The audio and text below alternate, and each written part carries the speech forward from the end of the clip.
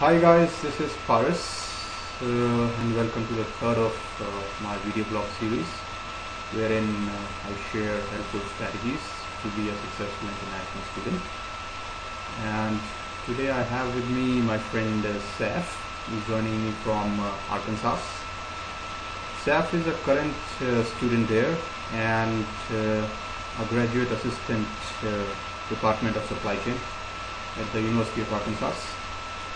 So Saif, welcome to the blog. Thank you very much.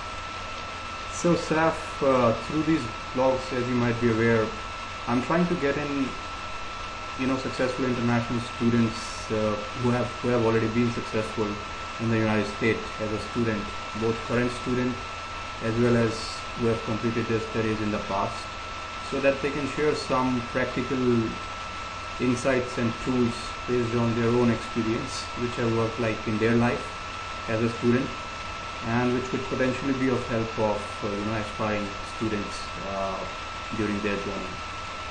So to start with, could you please tell us a little bit about yourself, your background, when did US happen, and where do you see yourself going from here?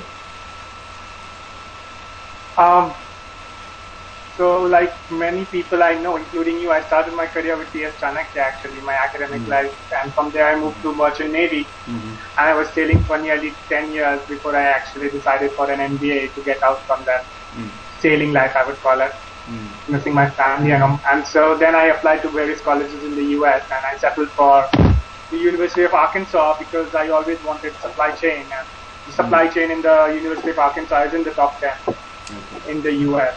So that was a big bonus for me. And yeah, that's it, I guess. And in future, I'm looking for something in supply chain. So it's too soon for me to give out anything in black and white, I guess. Yeah. Okay. And why only US? I mean, there are so many countries out there that promise some really good programs in management, but is there something unique about US that attracted you to US?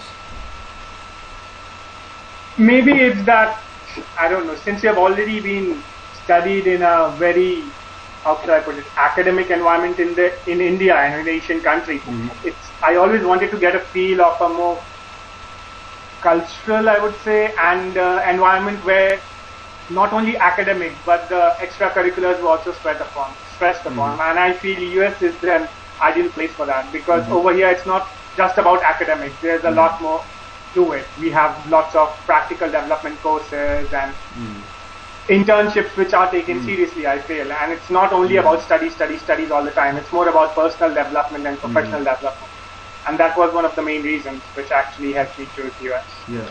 That's very true, Saif. Actually, that has been my experience as well. The US education system is very holistic, and many of the students also go there because it's got sort of a record wherein people do get jobs after they study and they're able to pay off their loans. That's like one of the most motivating factors among students. And apart from that, for example, professors from these universities, they are like very well recognized in what they teach. For example, there have been so many, prominent figures in politics and leaders, all over the world who have experienced the American education system. For example, Mr. P. Chidambaram, India's finance minister, was from Harvard.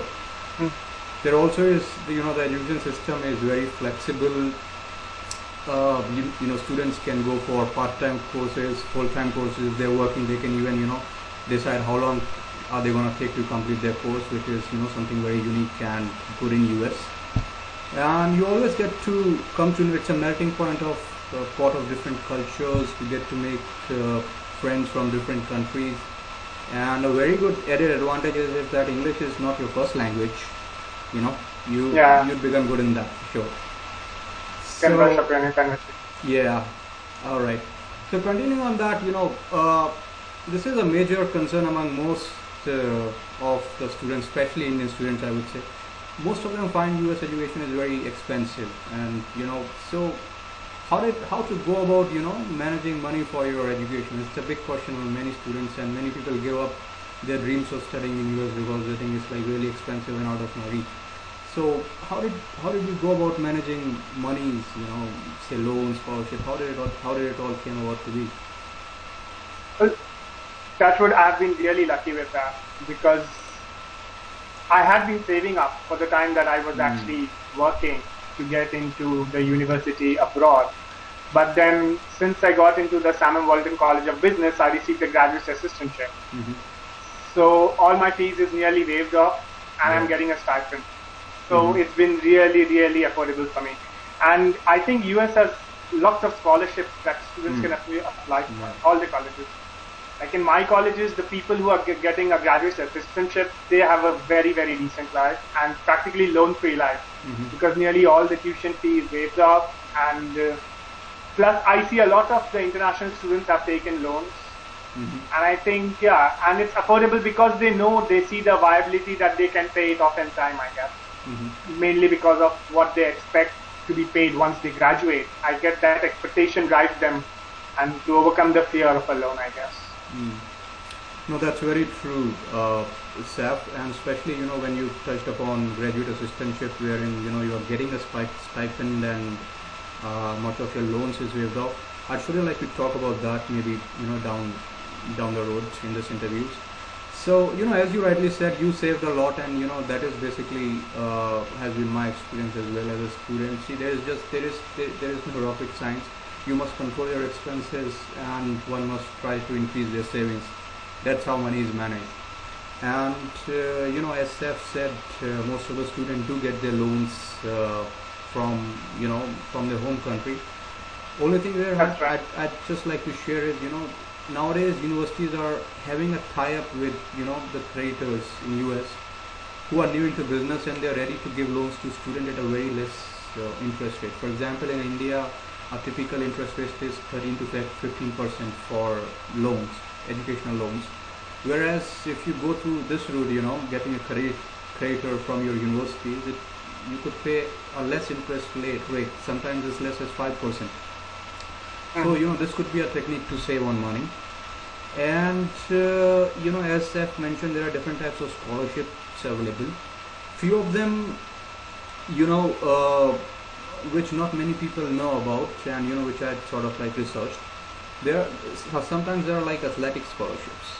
If you are good in sports, all you have to do is you have to present yourself well to the instructor, and you could be, if you are good at it, he could recommend you, and you could be awarded to an athletic scholarship that might help you save on money. And sometimes there are grants available, which is basically free money that government, which is not to be paid back to government. So if your financial situation is poor, you can take advantage of that. Typically the requirement is you should have like really good grades to get that. And sometimes, since US values diversity, they sometimes award scholarships like European and Scandinavian scholarships, which are like, just to give you an example, which are like easier to receive. Not many people claim these scholarships. Not many people not even know that these scholarships are available.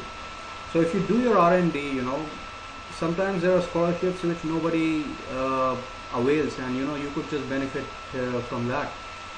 And scholarship, as Saf said, he's sometimes partials or maybe full tuition could be waived off, depending upon the scholarship. If money is like really a concern, there are many state schools available in US where student fees is very less. And Saf, as said, Yeah. he's a graduate assistant, and that is like one of the ways to get a stipend and save on money. So we'll touch upon that. Other than that, once you start studying over there, there are many creative practical tips that students apply to save money. And for example, if you're booking a air ticket to get back to home, it's sometimes booking it over a phone, with a phone representative, you can get a cheaper deal than compared to doing it online. So this is a way to save money. And if there are some books that would be required during the course of your study, so it's a good idea to get in touch with a recent alumni and just find it out from him what all books would be required, and see if you can get it at your home country at a reduced rate. Or there are some good sites which can offer used books for maybe half the rate, or even less than that. Some of them being like half.com, ecampus.org. So you can get in touch with your international student office, and you can do your R&D. As I said, you can even find out what all vaccination requirements would be there. What all is there, some health insurance plans that you can take in even from your home country, which definitely would be much cheaper compared to if you take it in US. And there are many student discounts that are being available. There is an ISIC card, International Student Identification Card, and which an international student, if he avails, he can get discounts on airfares, restaurants, museum, mobile phone calling cards. And if you are in a situation where you really are very short of money, and you think that without you can't manage money to really study in US, I would say don't give up on your dreams. If you do a little research, you will find out that in American education system, there is a very good provision of transfer of credits. What it means is there are some general subjects that are being mandatory for everyone, and there are, after that, one chooses a major. So these general subjects could actually be studied at a community college, which offers GE classes, general education classes, and these colleges are not as expensive as other universities. You can complete your general education requirements at this college, and then whatever credits you have completed, you can transfer it to a university of your choice, and there you can do your major out there. This way you will get a degree from that major from a reputed university, and overall you won't be spending that much. Only caution to be taken in this scenario is that you must you must contact the university you intend to go to make sure that they will accept credits from a community college, and make sure the community college is accredited, because transfer of credits, it only happens if the university is if the community college is accredited. So there's a word of caution there. Just be sure that this procedure will work. Discuss it with the university you want to go, and they'll help you out. So these are some creative ways to save money, and with time, once you go over there, you'll also come to know that you can avail discounts on email by product and services that you frequently use. For example, if you wanna go for some haircuts or something, they sometimes send some coupons in email, and you can avail that, and you can get these services at reduced price. As Saif mentioned, there are some career fairs where networking events, where if you go and if you volunteer for that event, they might sometimes reduce your fees to the event, or sometimes even waive it off. So I'm just discussing it a little bit so that because this is a major concern for most of the students. So I'm I want to go into detail in this. And sometimes there are some holidays out there where you can get good sales. For example, Black Friday, which is which comes after Thanksgiving, and during this time, on Black Friday, prices of most of the items are discounted. And there are Memorial Day sales, Labor Day sales, Christmas sales, sometimes clearance on sales of for clearance there are some sales on electronic items routinely. So if you keep a lookout for that, this is a good technique to save money. And sometimes there is a good need to save money, so it's good to know of these things. Yeah. So continuing on that, Saif, I'm sure you would have when your initial few days in US, every student faces a big cultural shock. I mean, so many things are new. So how was it for you? I mean, what all difference did you found compared to your home country, which is India? And were you comfortable? I'm sure you were not, but any advice you'd like to suggest to future students to help the cultural shock better? There's no advice, I guess.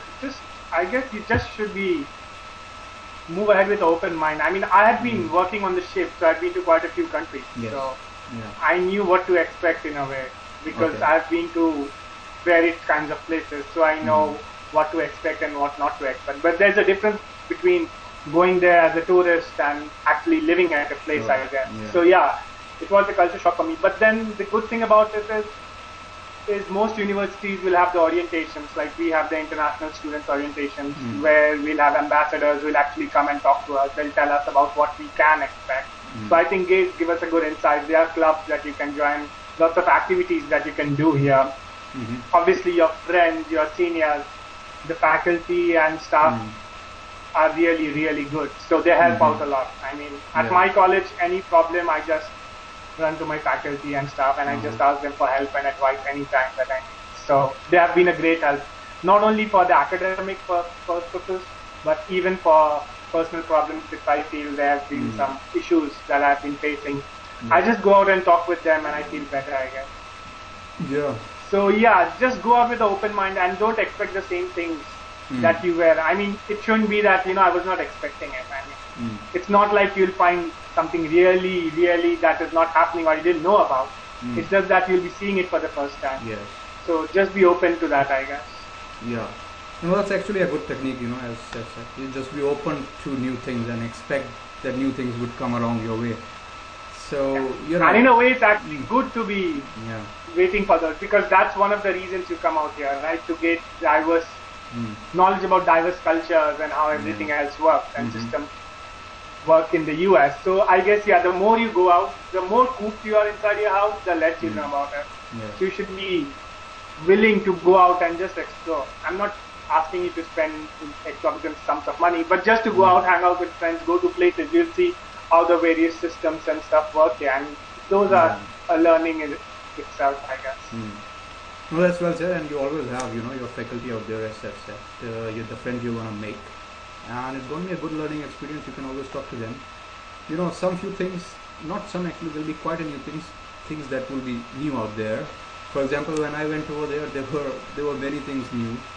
For example, the phone number could also contain an alphabet, which I was seeing for the first time. For example, if a number reads 1-800-897 ABCD or Q and Y, the alphabets might transfer to another number. For example, for instance, 2 stands for A, B, and C, 3 stands for D, E, and F. So these are like new things. If you want to run a electrical appliance, say a room heater, you just need to plug it into an electrical outlet. There is no turn on switch like we have back here in India. And you might find it was pretty common in my school that while a class was going on, a lecture is going on, then students are even having the lunch inside their class, which was new to me. But that's the culture out there, and people do it this way. So in US they like to use a home number. It's not a residence phone number. There is a work number, but not an office number.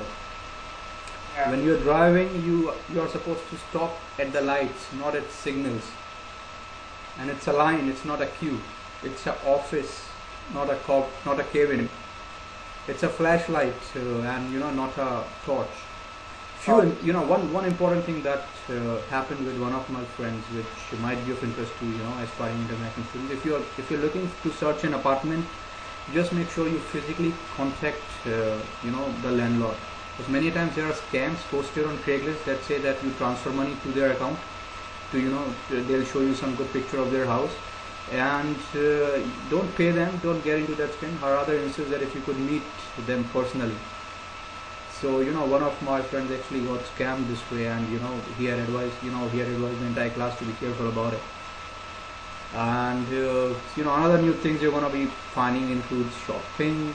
Electricity, US uses 110 120 volts, so make sure if you're taking an electrical appliance with you, it should work over in US as well, otherwise you might need an adapter to do that. So things like that. So Seth, continuing on it,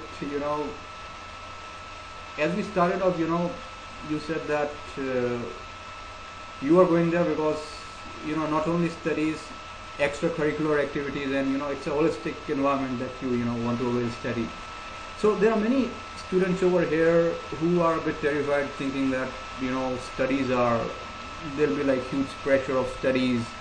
Is there any particular advice or strategy you would say to students how to handle studies? So there'll be like quite a use cases that you have to study by case method. Is there any particular way you would say a person should approach his studies? I actually don't think so. I mean, if a person is coming from abroad, he must have a decent GMAT score, I guess. So in a way, he knows what he's doing right, you know. So I would say just go on with that. Actually, I'm more concerned with the other side when I feel that people are more so absorbed in their studies that they don't actually get a time to enjoy their life. Because I guess student time is the only time when you can actually experience this culture because you have so much free time as well. Not free time, obviously there are a lot of studies, but then you have to manage your time. It's not like, you know, assignments and subjects and course should not take up. And this actually happened to me in the first semester when I was so absorbed with my studies and everything else. So I just wanted to, you know, like get decent and good grades and all that. But after that, I realized there's so much more to it, which I want to feel because this might be the last time that I'm a student. You know, once I move into a career, I don't think I'll be getting this free life or this leisure time as I wanted. There'll be work pressures and everything. So I started getting involved more with clubs in my organization, going out to the various events that happen here, all the cultural events, functions for the various countries. Just started, you know, to get a hang of life around here, I guess. And that has been more interesting, I think. Studies are a big portion. You need to know how to manage time. I think managing your time should be the main priority. Again, you might get so distracted that you might not pay attention to it also, which happens a lot. But then I have come here for a master's degree. So in a way, I guess I've been out there long enough to know what is right and what is wrong. Mostly for undergrads, I feel that they might come and just be you know, blindsided with all the bling and glam at which they see here. But I guess if you have your goals in sight, it's easy to manage your stuff out here because you'll see that the people here, they like to enjoy the life as well. It's not only about studies. They go hiking, trekking, they have various, you know, hobbies that they participate in. It's not only about studies. So yeah, studies are an important aspect, definitely. You need to get a good GPA and a good score and everything. But then along with that, you need to find that motivation within you to try to go out and push yourself to experience new things. There's so many different possibilities. I mean, just the other day, my friends, we were talking about going bungee jumping and skydiving, which I don't think people have in India or in most countries. So those are things that if you want, you should take advantage of. These are once in a lifetime opportunities. And I know once you start working, you might feel more comfortable financially, but it really becomes difficult with time management. And now, as a student, you get this long list of holidays, summer breaks, winter breaks, spring breaks, where you can actually take advantage of this. So if you can plan it out, it's going to be nice. Like right now, our friends, we are planning what to do for spring break and all that. So yeah, it's been good. So studies are important as long as you are not sidetracked. And I feel the studies here are more methodological because the professors don't give you tons and tons of stuff to do in one time. They'll tell you, they know how much to allocate to a student, I guess. So if you are just up to date with what is going on in the class, you should be on the good side, I guess. Yeah, you don't need to know everything in advance. So I think it's not much easier. It's if you can manage it well, I think it's not unmanaged. Yeah, No, typical. There's a very good point that you mentioned that it's all about managing time. It's not about managing studies. Actually, if you're good at time management, you can take advantage of all the things that Saif mentioned that is available in US and may not be available in your home country.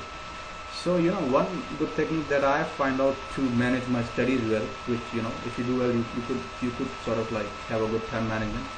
I used to go for a STT approach for studies, which is like you study, which means you study it like with your textbooks, your cases. You can search it on internet. You can search video information about it, go to YouTube, and then you can discuss it out with your friends, and always in class discussions. And that's a beautiful concept because you get to see that your perspective is not the only perspective. There are so many different ways in a same topic is interpreted. And one of my professors used to say that you really don't understand anything if you can go and teach out to someone so that he totally understands it. So the third leg of this approach is teach it to someone to an extent that he fully understands. So organizing my studies, I found it a good way to approach my studies. I call it a STT method: study, then discuss, and then go out and teach. It's an organized way to do it, and I have seen results coming out of it. So that would be a way to think about it. So yeah, and Seth, you are a graduate assistant, and as you mentioned in the beginning that you're getting stipend for it, and that helps you financially as a student.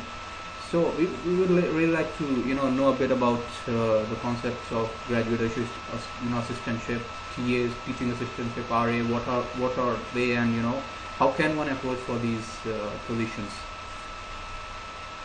So I don't know how it works for most of the colleges, but for my college, actually, I didn't have to apply for it. So based on my GMAT scores and my previous scores that I'd received, I was automatically nominated for it because I'd applied within the first round of the applications. So each university has different rounds of applications. So if you apply within the first round, most of the time, I think you're automatically nominated for the scholarship based on a merit basis compared to the other people who have applied. And so what basically happens is, in return for some work that you're doing in some department, or you're helping with out some professor, you get a stipend and a tuition waiver. And like my college has given us the flexibility that if we can get an external GA, by which we mean that if we can get a job with an external partner, then also we get the stipend. Basically what happens is that external partner or sponsor or company, they pay some portion to the university, and the university pays it back to the student. So in this way, not only are you gaining by benefiting from a fee waiver and a stipend, you're actually getting some solid work experience on your resume, which will help you out. So it actually helps you in a lot of ways. Okay. So what sort of work could be involved in it? You said like helping out professors, or what sort of work could be involved, and how much could you avail, like full tuition waiver as well for this? Like for my college, I think yes, I can. Yes, it's not full. I would say like 90%. It depends from college to college again, I guess. You can get a half tuition waiver, 75 or 100%. Depends upon what scores you have, I guess. And the work, it's not much work because there are very stringent laws about the number of hours that you can work here for an international student. So I think it's 20 hours. So my college has mandated you cannot work for more than 15 hours a week. So you cannot work for more than that. So in a way, everybody knows about it. So and the work is not really heavy work. Like I help my professors. Like I work at the supply chain department. That is where I wanted to be assigned. So I help them if they have some research project. Generally look it up online and come up with relevant reference material. Or it can be, any work that the professor has. Generally they just tell me, can you help me with this? It might be, I don't know, grading scores or proctoring an exam. So like I have given them the time slots where I'll be working for them during a week, and at that time I just approach the department and they let me know what time I have to work and how much. That's it, I guess. Yeah, so guys, this could be an important point. As Seth mentioned, sometimes it could help you financially as much as 90% of your tuition waiver, and in addition you can get a stipend for that. And it might require, a student is not allowed to work more than 20 hours or so per week. So these are things that it's good to know about. And apart from graduate assistantship, some other assistantship includes like research assistantship, which is sort of like helping professor with his research, setting up lab experiments, writing research papers. And if you happen to have taken a thesis option, your chances increases to get a RAs, which is research assistantship. There are teaching assistantship available, based on similar model, wherein you can help the instructor grading quizzes, helping answer questions of fellow students. And this happens if if you have a good GMAT score, like Seth said, or if you have earned a good grade, then you are approachable for these positions. And it's typically available like say a week before the semester starts. So these are some of the opportunities. Apart from that, there are some on-campus jobs. For example, a resident advisor, which can help fellow students follow rules, regulations, organize events. You may not get paid for it, but you can be helped out in other ways. For example, you could be accommodated for free, which could be savings for you. And if money, if you have time, and money is like a big factor for you, there are some other jobs like working in a cafeteria and bookstore. So guys, as a student, there are financial challenges, so there is no job which is like a small job or a big job. If you want to gain experience, and you want to get some money, these jobs are there. Apart from that, these jobs could help you help you in networking. You can get across people who might be knowing someone, and that can actually help you out as a student further in your journey. So these jobs typically are tax exempt, and they don't consume much time. You can join like a network. You can network with different student bodies, and you can get information about these jobs from them, or you can get it from, say, a bulletin board of your notice board of your school. So with this we come to an end of this video blog, and I want to thank you, Seth. This indeed was a very valuable discussion. So we have shared topics ranging from adapting to a different culture, different types of job opportunities available to students, how to approach studies, how to manage money. So guys, I hope you're finding these videos helpful and would take advantage of it. So once again, Seth, thanks for joining me, and thank you, Paras. Goodbye. And all the best with your endeavor. I hope Yeah, you yeah. succeed. I'm really happy. Yeah. No, thank you. I'll let you know about it. I'll catch up with you soon. Goodbye.